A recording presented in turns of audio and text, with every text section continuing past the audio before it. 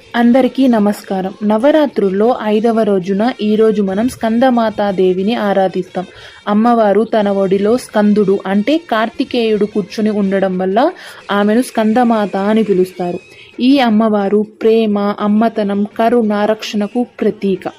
ఈరోజు అమ్మవారి రూపాన్ని దర్శించడం వల్ల మన కుటుంబంలో ఐకమత్యం, శాంతి, ప్రేమలు నెలకొంటాయి.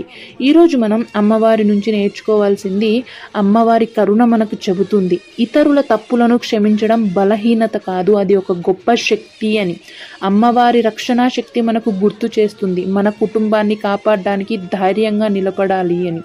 ఈరోజు స్కందమాత మనకు నేర్పించే సందేశం ఏమిటి అంటే, ప్రేమతో కాపాడే శక్తి ఎప్పుడూ గొప్పది. మన జీవితంలో ఎన్ని కష్టాలు వచ్చినా సరే కుటుంబమే మన బలం.